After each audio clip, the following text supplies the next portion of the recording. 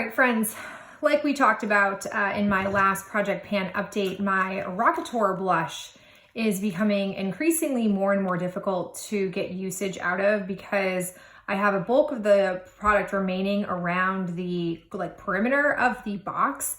And yet when I swirl, I'm really just hitting the same areas over and over again. So to rectify it, I'm actually going to repress this into one of these pans.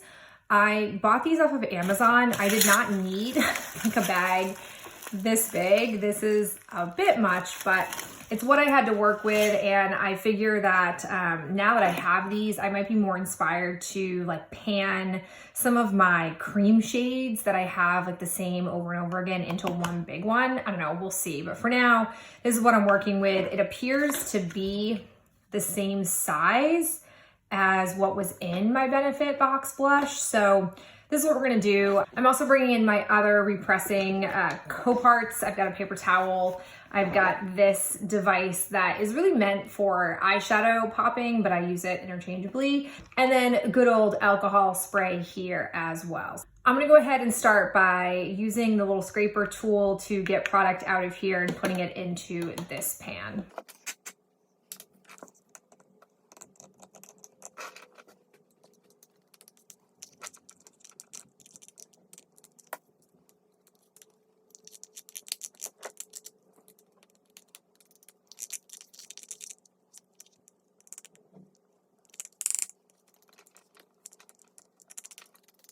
I am curious what's under the grate.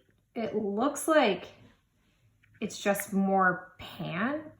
So I don't quite understand the purpose of the grate, and I can't seem to. I know some people in my comments have said that you can pop this out.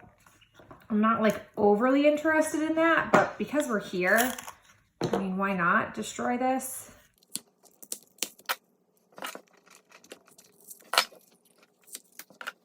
Doesn't look like it looks like this is plastic. I don't really think I can get this out. They have maybe changed the packaging. This is like when they first brought Rockateur out. That also tells you how old this is. I mean, yes, I guess arguably I could sit here, but this product isn't really coming out super well, and it makes me wonder what's going on because it doesn't feel flaky. So I'm gonna let that go. Sorry if that bothers any of my completists. And then I'm gonna come back here and I'm just going to work on crushing this up a little bit more. All right, and now I'm gonna add some alcohol spray. Because this is a lot of powder, I'm gonna add more than I maybe normally would. Now the goal is to mix it. Ooh, it's definitely still a little dry. I'm gonna add some more. I'm used to having so much less powder to work with that I'm a little bit overly conservative. Because arguably the only problem with like overly saturating it is just to press it a bit more, and it might take a little bit longer to dry out, but I haven't really found that aside from that, it really ruins the product if you overly spray alcohol.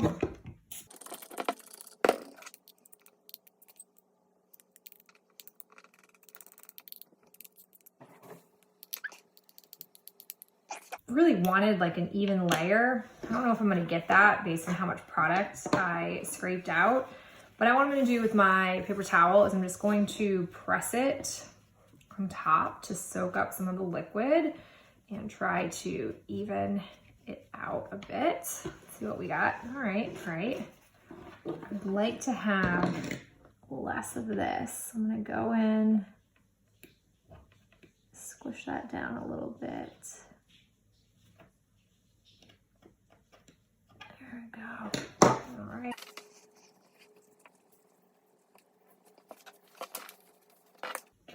I don't want this to crumble, so I'm going to try to bring some of this over.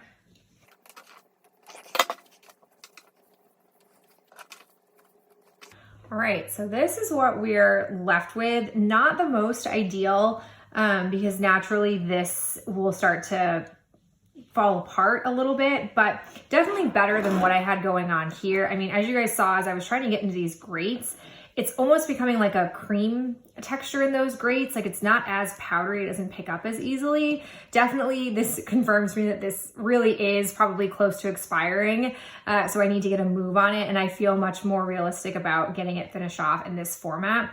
Once this dries out, I'll plop it into a magnetic palette and get use out of it from there. And you can stay tuned to see how we get along in the rest of my project pan updates. Thank you guys for watching me destroy this. And if you have any other recommendations for how I can use these big rectangular pans now that I have so many, let me know in the comments below, and I'll talk to you in my next video real soon. Bye.